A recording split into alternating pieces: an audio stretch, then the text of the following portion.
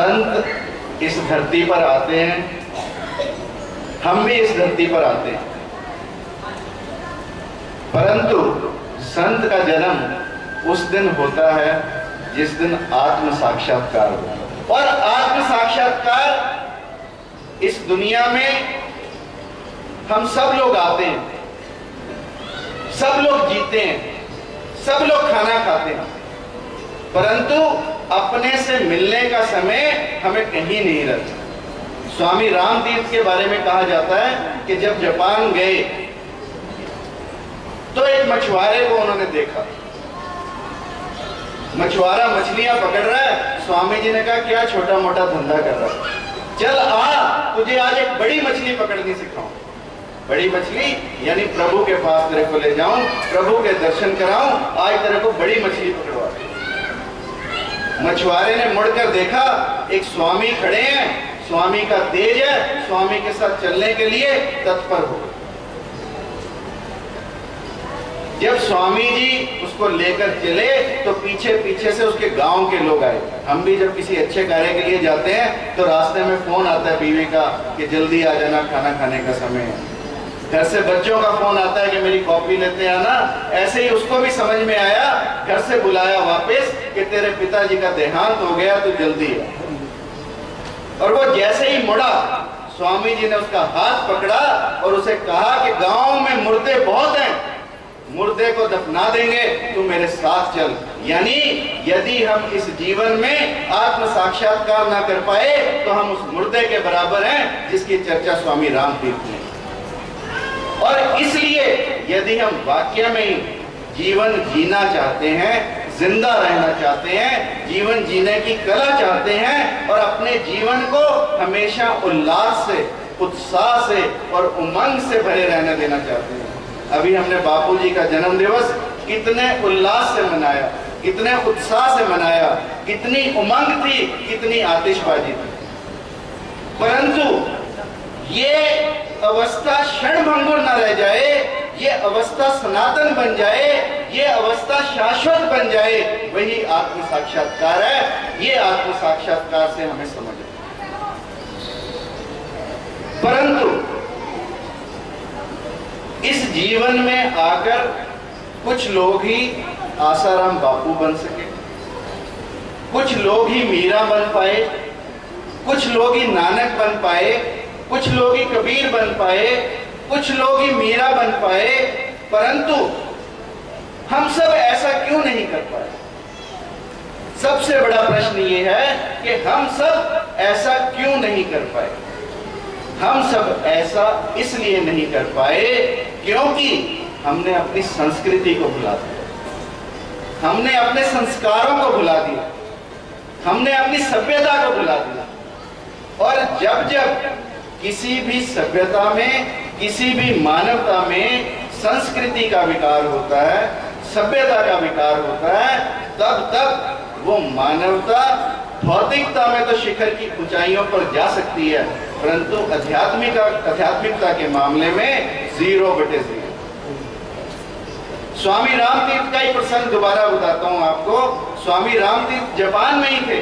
उन्होंने देखा कि वहां पर बड़ के पेड़, पीपल के पेड़, हमारे यहाँ देखो सैकड़ों फुट ऊंचाई पर, सैकड़ों फुट चौड़ाई में बड़ और पीपल के पेड़ जाते हैं, परंतु वहां बड़ और पीपल के पेड़ ऐसे छोटे छोटे डिब्बों में, ऐसे छोटे छोटे गमलों में, ऐसे छोटे छोटे स्थान पर थे। स्वामी जी को बड़ी हैरानी कि जापान में बड़ और पीपल के पेड़ इतने छोटे छोटे।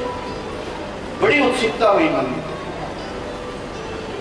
जो माली था उससे पूछा कि तुम्हारे यहाँ ये पेड़ इतने छोटे छोटे कैसे? तो माली ने कहा, स्वामी जी जब हम इन्हें लगाते हैं तो हम इनकी जड़ों को काटते रहते हैं, हम इनकी जड़ों को छोटा करते रहते हैं, और जड़ छोटी होगी तो पेड़ कभी ऊंचा नहीं हो सकता। हमारी संस्कृति और हमारी सभ्यता हमारी जड़ें हैं, और जब जब हम अपनी जड़ों को भूलेंगे, जब जब अपनी जड़ों को काटेंगे, हम आत्म साक्षात्कार के नजदीक भी नहीं। इसलिए आवश्यक है कि हम अपनी संस्कृति को, अपनी सभ्यता को, अपने संस्कारों को ना भूलें। और जो लोग सत्संग में आते हैं, मेरा ऐसा मानना है कि ये वही लोग हैं जो अपनी संस्कृति और संस्कारों को नहीं भूले हैं और अपनी संस्कृति और संस्कारों को जीवन में एक महत्वपूर्ण स्थान देते हैं। हम अपनी मौलिकता को ना भूलें, और जब जब हम अपनी मौलिकता को भूलते हैं, हम आत्म साक्षात्कार से दूर जाते हैं। हमारी मौलिकता क्या है? हमारी मौलिकता है अहम ब्रह्म अस्मि, मैं ब्रह्म हूं। मैं कहीं ढूंढने ना जाऊं परमात्मा को, परमात्मा मेरे अंदर है। परमात्मा मेरे अंदर अनेक रूपों में हो सकता है। जब जब व्यक्ति अपने मौलिक स्वरूप में आता है, अपने मौलिकता को पहचानता है, अपनी मौलिकता की अनुभूति होती है, तब तब वो आत्म साक्षात्कार के नजदीक जाता है। कहते हैं स्मार्टा का एक राजा था, बहुत महान राजा था। जैसे सिकंदर महान की बातें सुनते हैं, ऐसे ही स्मार्टा का राजा था, बहुत ही विद्वान राजा। उसके राज्य में एक व्यक्ति आया, वो तरह तरह की आवाजें निकालता था, तरह तरह की आवाजों में गीत सुनाता था। और बुलबुल का गीत तो ऐसे सुनाता था जैसे वो स्वयं बुलबुल। उसकी ख्याति इतनी बड़ी, सब लोगों ने उसे बुलाना शुरू किया